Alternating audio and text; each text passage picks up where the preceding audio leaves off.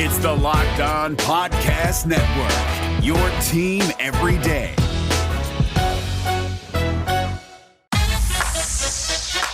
You are Locked On Lakers, your daily Los Angeles Lakers podcast. Part of the Locked On Podcast Network, your team every day. Hey, everybody. Welcome to Locked On Lakers for a Wednesday. Brian Kamenetsky and Andy Kamenetsky. I got the yes, this is the correct day nod from Andy. That's always reassuring. A lot of stuff that we want to get into over the course of today's episode. We're going to open up the mailbag in segments 2 and 3. Some good questions about what the Lakers might have up this summer and what they ought to be doing. So we'll get to that. Want to start, though, Andy, first by reminding people to sign up for our YouTube channel. We get all kinds of good stuff there. Subscribe there. Get the podcasts earlier than the web. Do it that way. But I want to start. I thought coming into this season that the Lakers had a pretty big margin for error here. Like, the gap that they showed that was between them and the other teams last year was significant. They won the title pretty easily in the bubble, all things considered. I'm not saying they're not a championship contender next year if everybody's healthy, but man alive, the window might be getting tighter fast because this group of young players, young teams is coming a lot faster than I thought. So the pressure and the competition around the West, we're seeing it with Phoenix, seeing it with Denver. It is coming really quickly. I think it puts a massive onus on the Lakers to get something done, next year, whatever it is, because it's coming real quick. Yeah, absolutely. I mean, a reminder, first of all, today's episode brought to you by Michelob Ultra, only 2.6 carbs, 95 calories. It's only worth it if you enjoy it. Stay tuned. Later on in the show, we will be announcing the Ultra Player of the Week. It's funny. I was recently talking about this, Brian, on a radio interview, and was asked about that window for the Lakers. And I said that I don't want to punt the question, but to some degree, I can't answer this until I see what LeBron and AD look like coming off a much longer offseason than anybody expected, on the heels of what was literally the shortest NBA offseason in league history, which undoubtedly played a role, I think, on Anthony Davis starting out the season looking not quite right, and that deterioration on his body over the course of the season. And with LeBron, it had nothing to do with his actual injury itself, that high ankle sprain, but it did have to do with the recovery time and, the condensed season and his ability to get through all that, because that is a difficult injury to deal with. Because that's the thing. It's like, the durability of LeBron is now, look, 3 seasons with the Lakers, 2 of them have had major injuries that caused him to miss time. And we say it all the time, like, your body doesn't know the difference between a groin pull that happens in the scheme of things, or like a high ankle sprain that happens because you turn it falling awkwardly, or because noted assassin Solomon Hill comes and takes out your legs. Like, yes, your body doesn't know the difference. Because Solomon Hill, who should have been banned not just from the NBA but from overseas play, the Big Three. All of it. It was so egregious. Put him in one of those Tesla rockets and shoot him into space, Andy. Yeah, absolutely. There's no punishment big enough. Well, the punishment needs to fit the crime. Exactly. So we need to invent one. Yes, exactly. Some type of super gulag. What can we do that's appropriate? Right. It's like, that is, like, doesn't matter why LeBron turned his ankle and has the high ankle sprain. The fact is now that has happened, and whether it gets a different one next year. I think the biggest thing is, A, LeBron isn't bulletproof, and B, if he does get hurt, you can't expect him to respond and be back in 3 days to an injury that would take a normal person 3 weeks, like it used to be with LeBron. That recovery time now is a big deal. Yeah, I mean, this injury was severe enough that it might have taken him more time than we come to expect with LeBron from injuries under any circumstances. But this year was particularly tough. What got us thinking about this was a piece that Kevin Arnovitz wrote for ESPN. As always, like Kevin's work, it's terrific. But basically just about the young generation of players that are coming for the guys like LeBron, like Steph, even like this is the first year. This is the first time in 15 years there won't be LeBron, Steph, or Kobe in the finals. Wow. Which is staggering. Let's be honest, most of that is LeBron. But you can take it back. You can take it back even further and say Duncan or Shaq. It's crazy. There's been like a handful of players who've been these mainstays, whether they're retired or whether they're still in the league. But either way, there is a crop of young players that are really, really good and really taking those step forward. And, as far as the league itself, that's great. As Kevin pointed out, there's a challenge that the league is facing in terms of how to properly market those guys. Right. But that's a separate question from the challenge because, in kind of after reading Kevin's piece, I went over and I just Googled best NBA players under 25. Like every website puts out a list, and I'm not even here to argue about who is higher or lower. I just wanted the names, and I found a good one on Hoops Hype, which isn't surprising. And you go through it, and Phoenix, for example, has 3 guys on it. It's Mikal Bridges, it's DeAndre Ayton, who surely would be ranked higher now than he was at the beginning of the year, and obviously Devin Booker. You go through Denver has Jamal Murray and Michael Porter Jr., as well as Nikola Jokic, who I think he's like 26 now. He's hardly an old man. You start to go down through this list, and there's Ja Morant, and there's Zion Williamson. And, when you think about I wasn't thinking about Phoenix as a title contender this year at the beginning of the year. I wasn't thinking about Utah as a team that was going to be, a title, all this stuff going forward. So you have some established teams like the Lakers, the Clippers, still there. I know people don't like hearing about it, but they're still there. And all of a sudden, Phoenix is ascending faster and should keep getting better because they have these young players. And, Denver has not just an MVP in Jokic and Jamal Murray, who's great, but this guy who makes a leap in Michael Porter Jr. They have that third guy to go along with all that depth. They should continue to get better. So, it's hard to say the Lakers are set up to get better over time. It's mostly, I think, Andy, how long can LeBron stay good? And, AD maybe gets a little bit better, but he's probably pretty close. Peak AD probably looks like this. I was thinking about this, Brian, and in terms of internal methods to try to keep up with those young Joneses, beyond Rob Pelinka swinging some type of deal, that can't be foreseen right now. They need Talen Horton-Tucker. I wish, by the way, I was cool enough and hip enough to be in some sort of group that walked around and was known as the Young Joneses, even in that context. I've never been that cool, and I never will be. But I would argue with some swag. Brian, I'd argue you were never that young, much less cool. No, but they need Talen 52. Yes, you were.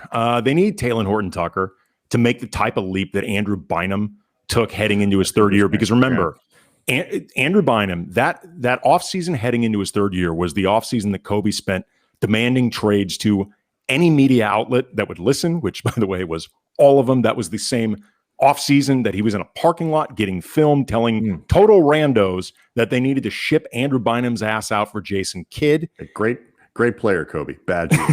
Yes, but Andrew Bynum took a massive step forward that nobody saw coming, that sold Kobe on the Lakers' ability to contend before, well before they brought in Pau Gasol. Kobe was sold on that, and he was correct. The Lakers, people forget it. The Lakers were in first place in the Western Conference when they make the Gasol deal. That was not a deal that resurrected their season or something. They were already excellent. Right. So, could that be potentially a lot to ask of Talen Horton-Tucker? Sure, but the flip side is, at the time, that seemed like a hell of a lot and totally unrealistic to ask of Andrew Bynum. So you never know. You do never know, but that is a big ask. It just, to me, as we sort of settle into all the offseason, he's their only, by the way, he's their only young player that they really have that could, has that type of road in front of him, and he's got a hell of a lot of talent. And this is really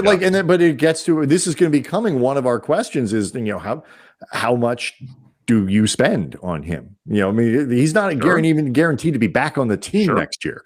And so like when you look at that, actually is a good seg into like sort of my final point on this is as I bang the table and shake my camera. If Rob Pelinka's done a nice job of balancing the immediate needs of now, you have a team with LeBron now, you need to win now with let's not do anything stupid that's going to mean 3 or 4 or 5 years down the road, we are absolutely screwed. As they balance the 3 years down the road, 2 years down the road flexibility that has always been important to Pelinka with a little more risk that's weighted towards this year, I think you got to do it because all of these other teams are going to continue to improve. And it's only, it happened a little faster than I expected. And it's hard, the Lakers it's going to be hard to make them significantly better, like you say, with internal improvement, whereas other teams still have all the other mechanisms available to them and ascending players. The Lakers really don't have that.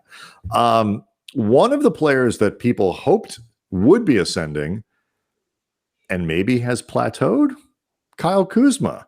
Lots of questions surrounding Kuz this offseason. We'll talk about him next as we open up, Andy, the mailbag. Yes, indeed. But it is time first, Brian, for the Michelob Ultra Player of the Week. And it is Chris Paul from the Phoenix Suns. And not just because he put up a killer performance in game 1 of the West semis against Denver, 21 points, 6 rebounds, 11 assists, dominant fourth quarter where he scored or assisted on 20 of the Suns' 34 fourth quarter points.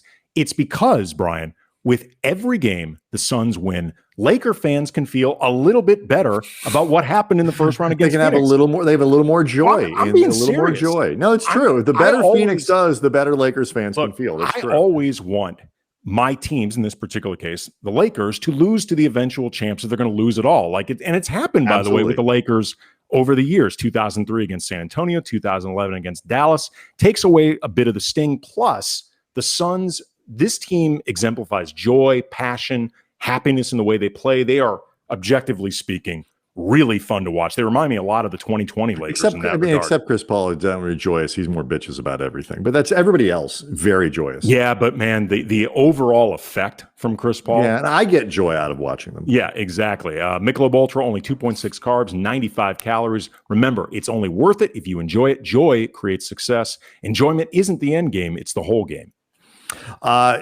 Locked on Lakers also brought to you by Locker Room. If you are somebody who wants to yell at Andy for picking a non-Laker for the Michelob Ultra Player of the Week, you can do it Fridays at noon on our Locker Room chat. I ain't hiding. Nope, that's where we'll be, Fridays, noon Pacific. The app is free to download. Once you're in, you can talk with us, other fans, insiders in real time about your favorite team, your favorite sport, obviously starting with the Lakers. Again, we'll be hosting rooms once a week for Locked on Lakers, Fridays at noon Pacific. You can join in on the conversation you listen to here every day. So go download the free Locker Room app now, currently available on all iOS devices, and be sure to create a profile, link your Twitter, and join the NBA group for the latest updates. Follow us at Cam Brothers to be notified when our room goes live, which will happen again Fridays, noon Pacific, and you won't want to miss it. See you there. Locker Room, changing the way we talk sports. Got some good stuff, Andy, in the Twitter mailbag, including this one from @RobCast6. Is Kyle Kuzma part of the Lakers core? This was one of a few questions that we got about Kuz. Is Kyle Kuzma part of the Lakers core? He's 25. He improved his rebounding, but was a no-show in most of the playoffs. Yeah. We got another one from Kyle, a.k.a. Captain Chevrolet. Presumably not Kyle Kuzma. Right. I mean, I don't know. Maybe he wants to know our feelings about his own future with the team, but doesn't feel comfortable asking us. Right. Kyle, not so much a burner. It's sort of a third person kind of semi-burner slide into our. Yeah, exactly. It was a pretty long email, and we appreciate it. But one part of it that stood out to me was when Kyle pointed out our bench scoring is largely built around catch and shoot players, which certainly works in theories with LeBron and Anthony Davis. But in all bench minutes, or when those two guys are struggling for whatever reason, even brief struggles, we don't have a bench guy to whom we can hand the ball with 6 seconds left on a broken play and just say, go handle it. Kuz is kind of in this realm, but I'm not sure he's that guy. The first thing I think, I have been lower on Kuz not down. I think he's a good NBA player. But like I have been lower on Kuz than a lot of other people. Like you go back to his rookie year, particularly when it was always like you had to choose Kuz or Ingram. Like I thought that was a stupid argument, and I don't know why I had to choose. But if I'm going to choose, I was going to choose Brandon Ingram because it was wildly obvious that Ingram was a better player than Kuz. Still is. But there were people who disagreed and thought Kuz, he averaged 18 points a game and he had 16 points a game as a rookie. And he was found money because of where he was drafted, which was 27th, I believe. Yeah. So he felt like this thing that you found that was going to like blossom into an all-star. And I was going to say he looked the part. He looked the part, conducted himself like a star. He had the famous steak dinner with Kobe. Yes. He had all the people, all the right questions. He had the swag. Blah, blah, blah. He had, the hair dyer on speed dial. Meanwhile, though, his actual performance wasn't so good. I don't want to be unfair this year because this year. No, okay. I'm getting this year. His performance as a younger player like didn't match sort of the hype around him, and then his role changes significantly, and there's sort of always something. And then I think we're about to say, some of the scoring numbers and this and that this year were a little down, and he did not have a good playoff in terms of an offensive production when they needed him. No. He did some other things well, but they needed him to score points and he didn't do it. The other stuff, he shot 36% from 3-point range. He was like Rob says, he shot the ball better. His defense improved. His rebounding improved. I actually think he had a pretty good year. I was very pleased with how Kuz played. But I think at this point, this idea that he could become all of this other stuff and somebody that you can rely on as a scorer, I just don't think it's going to happen. I don't think he's that guy. And I think the league, from a put the ball on the floor, give the ball, get out of the way, whatever kind of scoring thing that you need from that kind of guy, 6-man, instant offense, whatever it is, the league has caught up to Kuzma. And I just don't think he's going to be that guy. He's not the microwave Johnson coming off the bench to score 18 every night. Well, I mean, it could be a matter of the league catching up to him. I also think, or that he never really was that guy once you put him in an appropriate role on a good team. I suppose maybe. I mean, what I was going to say is, and you had alluded to this earlier, that Kuz's role has changed a lot over the years in the NBA with the Lakers. Like, he's never had a consistent role, forget just season to season to season. Sometimes within the season, his role has changed. And the plus to that has been it's forced Kuzma to develop a lot of different skills that he might not have otherwise had he just been told, go out there, get buckets, don't worry about anything else. The minus side of it, though, is, you talk about certain players like Lamar Odom was a really high end of this, like a jack of all trades, master of none. Lamar was an exceptional passer. He was better at all the stuff than Kuz. I was going to say, outside shooting. With that in mind, I think Kuzma's almost like a John of all trades, like a step below a jack of all trades. Like, it feels like Kuzma has not developed yet the ability to do a lot of different things at once, while also being able to score. Like, he is a well-rounded, or developing into more of a well-rounded player, but he's not well-rounded yet, at least in the way where he can actually do it all at the same time, or in the same game, in the same season. And in fairness to him, he had like when he started games, he scored more points. He had some games this year where he really got off and scored and all that. And I think you're right. He's a better basketball player today than he was as a rookie, I think, by a fair amount. Absolutely. But it's still hard to figure out what he does on this team. Like, I don't know if they need a jack of all trades. I think they may need more a guy who can do like one or two things really well. Here's the thing. I mean, if if you believe in the 3-point shooting Kuzma had for most of the season, not in the playoffs, but most of the season, he was 36%, which is respectable. That's good. That is absolutely good enough. It'd be better if it were a little higher, but 36% is good enough. Maybe the role for Kuzma would be less of a scorer, more of like a 3-and-D wing, 3-and-D, even light wing with the starting unit alongside LeBron, alongside AD, and you just start thinking of Kuzma less as a scorer, more as just a guy who does the different things that help a team win. It's like a less defense first version of Alex Caruso, because there's certain things that Kuz does that Caruso doesn't do.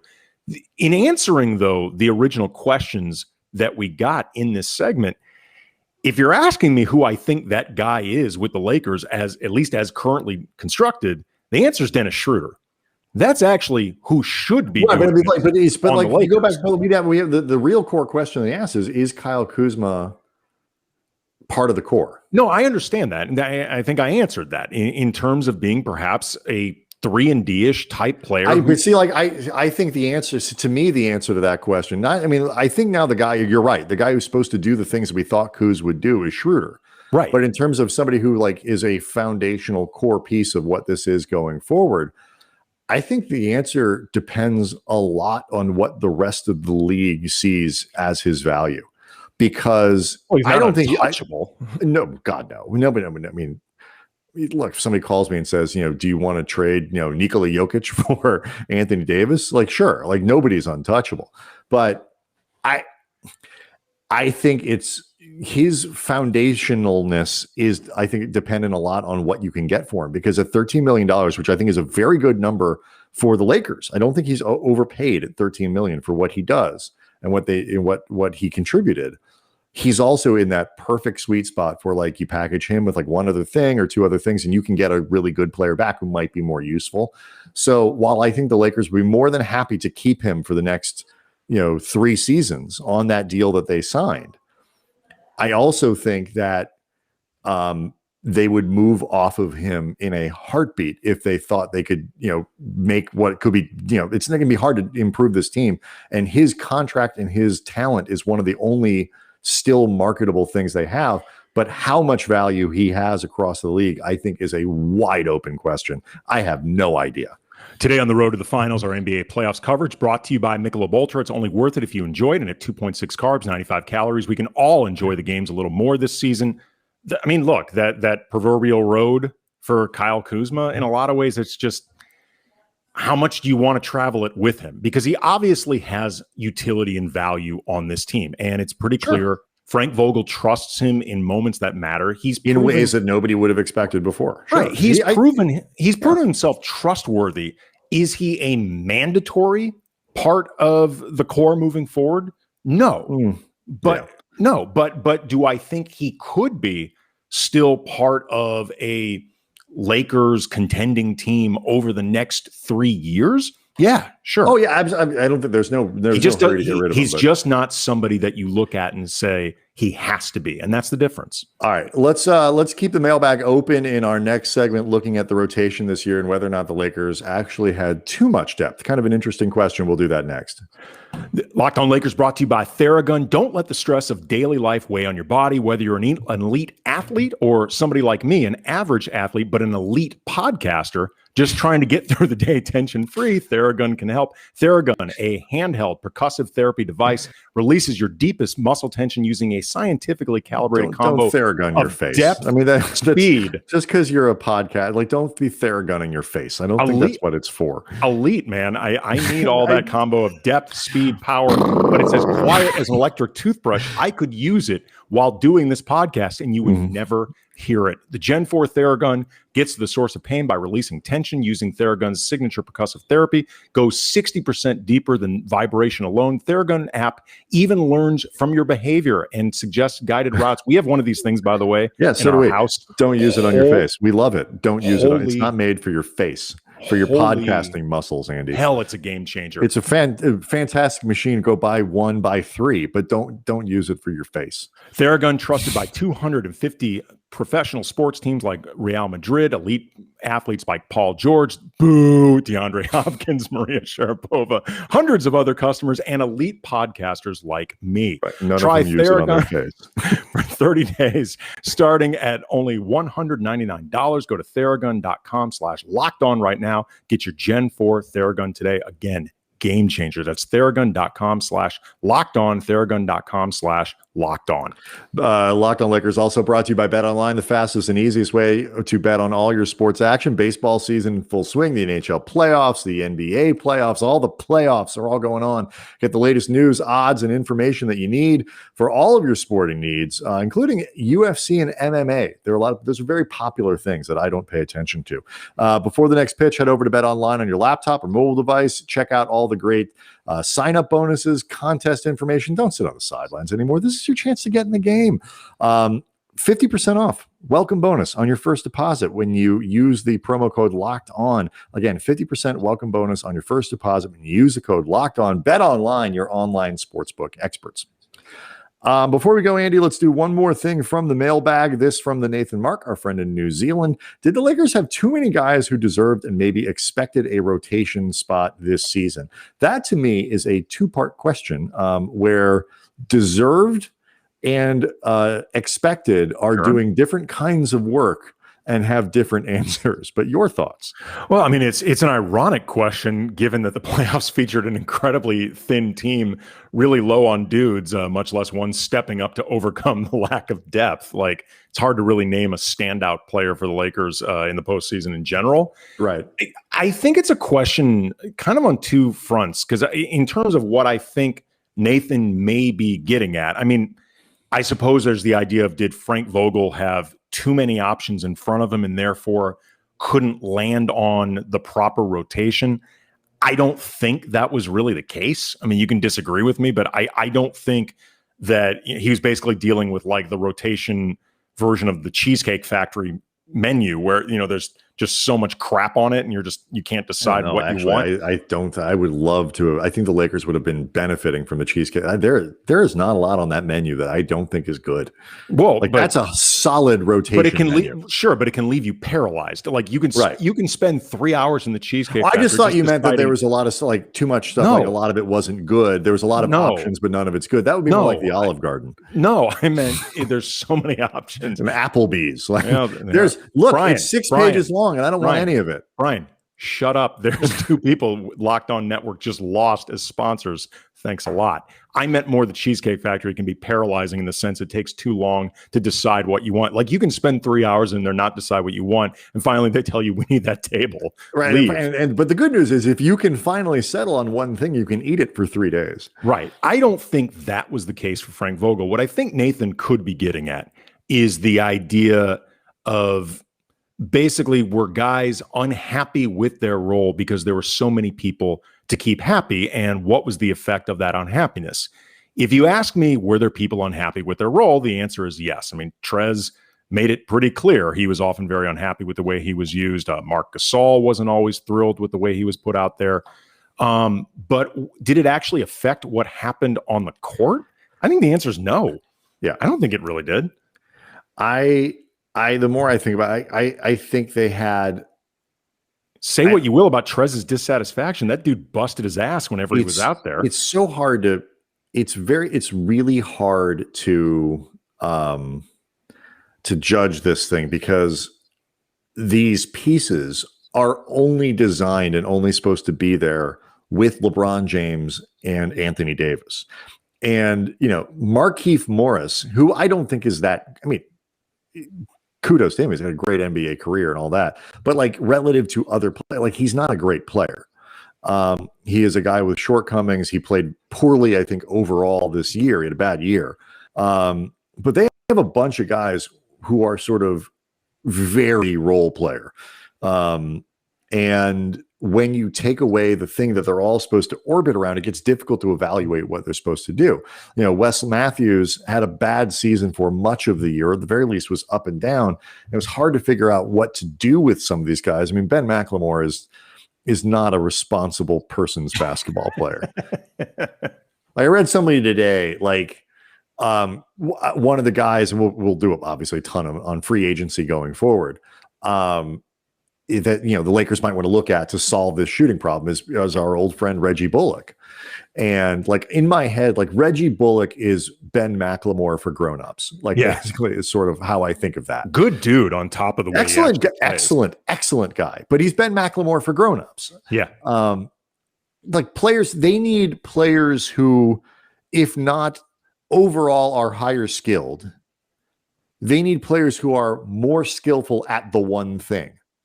And I think that was part of what got the Lakers into a little bit of trouble, is that a lot of times they had too many guys who were kind of too alike.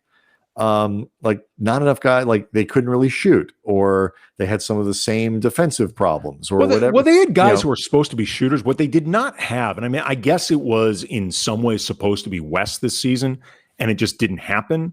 Or I guess you could say it was Marc Gasol, but it didn't happen enough. They didn't have a knockdown three-point shooter, for example, like what you're talking about. They had a bunch of guys who shot it well at times, or even for the season as a whole. Again, take the playoffs out of it. But like Marc Gasol was around 40 or 41%. But I think they thought Schroeder could be more than what I think. Right. I agree with you. They needed a knockdown shooter, but they need somebody. It can't be Gasol, and it can't be even like Wes Matthews or guys like that. Like those guys can come in and can shoot. But I think what you need is a guy who's going to be on the floor for 35 minutes who can shoot. And that was, I think, supposed to be Schroeder. Like they had high hopes for him. It's all supposed to be Anthony Davis, and his three-point shooting fell off a cliff. They need, like the addition of somebody like JJ Redick in his prime, or something like, what Duncan Robinson does for Miami, where that guy is always there. It's not like where you're not just bringing him off the bench and like the specialist comes in and like, okay, go guard that guy, and then in the fourth quarter he's not there. Well, I mean it. I don't even mean it more in terms of specifically shooting. I'm just talking about what you had said earlier with a lot of guys who were alike, and there was even that similarity in terms of the team's overall shooting. Like there wasn't even the standout guy there beyond how much you think he could be on the court in the fourth quarter or whatever. I'm talking about just that homogeny in general in terms of skill sets. That's all. Yeah, and I think ultimately in the end, like I thought this was an interesting question, just because the answer is obviously they didn't have a ton of talent to go. Like you take, when the stars were hurt, and this is true of every team, but when the stars were hurt, you look at this going, this is a terrible NBA team. Like the fact that they won as much as they did is a testament to how hard they worked and the buy-in and all the coaching and all that we've talked about this week. That was a bad NBA team, roster-wise, talent-wise. So I think they need to get better. But the flip side is everything is designed to be what works best with LeBron and AD. And if you take those guys away, the skill sets that make some of these players work around LeBron and AD may not be adequate when those guys aren't there. We've talked about this. All of a sudden, the other stuff that they don't do well is really exposed. We've talked about this a lot. KCP. KCP, it is not an accident that the best year he had as a Laker, maybe the best year of his career, came when he was alongside LeBron and AD, because that allowed him to only do the things he's extremely good at and not have to do anything else. All right. So keep the questions coming all summer at the mailbag at Cam Brothers. You can send us emails, KamenetskyBrothers@gmail.com. You can also leave Yes, on the iTunes page for the show, Locked On Lakers on iTunes. Leave us comments and a 5-star review. Yeah. And make sure to... You can leave a 5-star review, by the way, that says you suck, and we'll read it. Just leave a 5-star review. Yeah, right. Exactly. It's very important. Algorithm. And then from there, if you as well, just sign up for the Locked On Lakers YouTube page, another way to communicate with us. We try to respond to any comments people leave there. All right. So we're still getting some stuff together for the rest of the week and into next. Set up some great conversations with people. But we always want to hear from you as well. The listener, Friday, noon Pacific, Locker Room app. We'll be tweeting out that as well. We'll see everybody tomorrow.